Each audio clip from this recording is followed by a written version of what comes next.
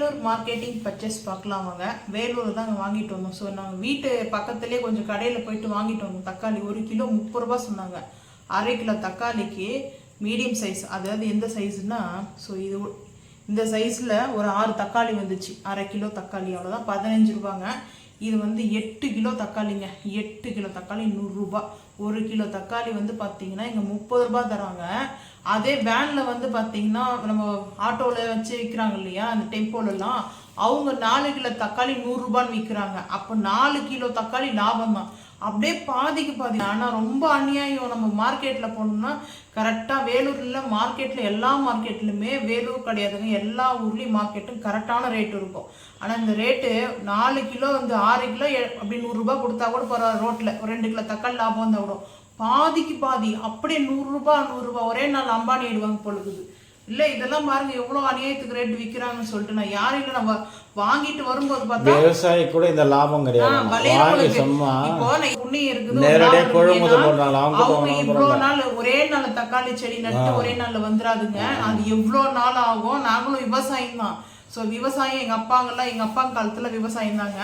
So அப்போ சின்ன வயசுல நாங்கள் விவசாயத்தை பார்த்து தான் வளர்ந்துருக்கேன். ஸோ விவசாயம் வளையிறவங்களுக்கு ₹1 எக்ஸ்ட்ரா கொடுத்தா கூட அது நம்மளுக்கு வந்து பார்த்தீங்கன்னா ரொம்ப ஹாப்பியாக இருக்குங்க.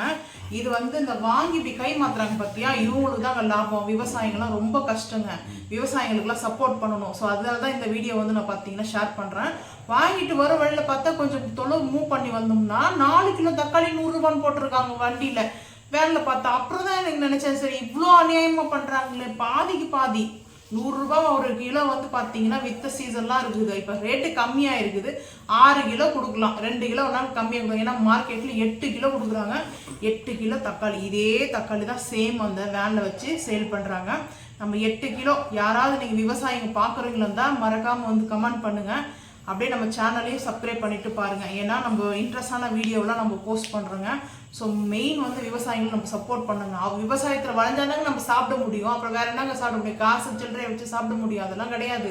ஸோ எவ்வளோதான் நம்ம வந்து பணம் இருந்தாலையும், கோடீஸ்வரனாக இருந்தாலும் சரி, யாராக இருந்தாலும் சரி, சாப்பாடு தான் மெயின். ஸோ அதுக்காக தான் நான் இவ்வளோ வந்து எஃபெக்டில் வந்து சொல்கிறேன். ஸோ என்னுடைய வீவர்ஸ்க்காக நான் வந்து சொல்லலை.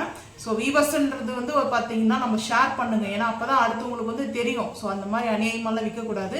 விவசாயிகளுக்கு போய் சேர்ந்தா ரொம்ப லாபம் தாங்க. அதை நினச்சி சந்தோஷப்படுவேன். 8 கிலோ தக்காளி வந்து 100 ரூபாய்க்கு வாங்கியிருக்கேன். 5 கிலோ வெங்காயம் வந்து பார்த்தீங்கன்னா 100 ரூபாய். 5 கிலோ போட்டிருக்காங்க வெங்காயம். 5 கிலோ வெங்காயம் 100 ரூபாய். அதே வேன்ல 4 கிலோ வெங்காயம் 100 ரூபாய் போட்டிருக்காங்க. 1 கிலோ தான். சரி, வெங்காயத்தை கூட நான் விட்டுடுறேன்.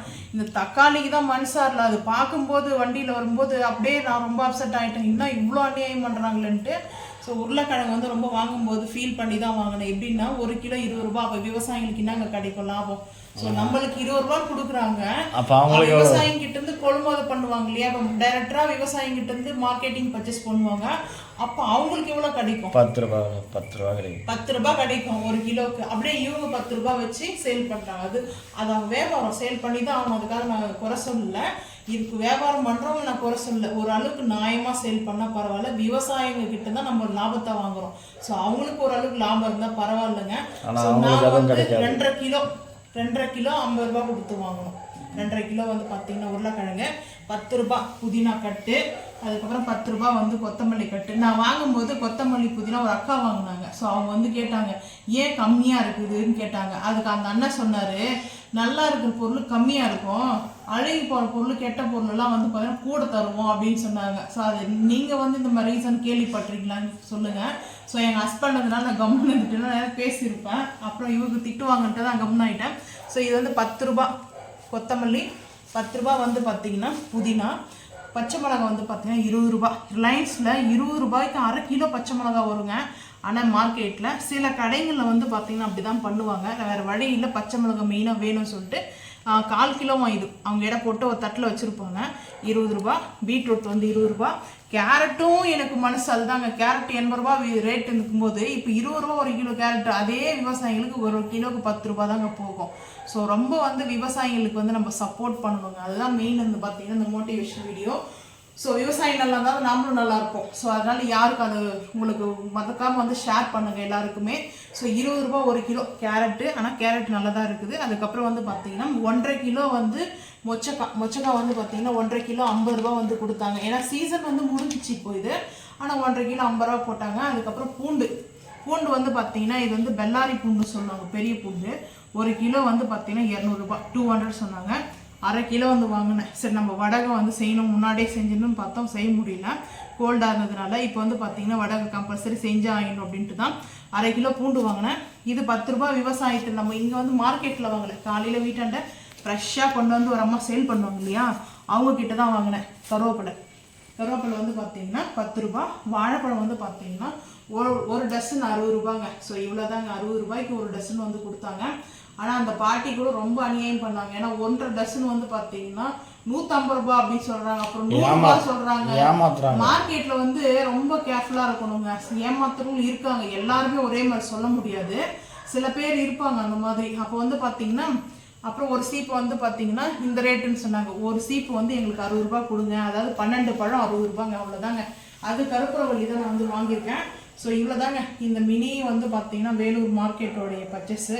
ஸோ வந்து தக்காளி வந்து பார்த்தீங்கன்னா விஜய் சொன்ன மாதிரி தக்காளிக்கு வந்து நம்ம அந்த படமே எடுத்துட்டார் தளபதி.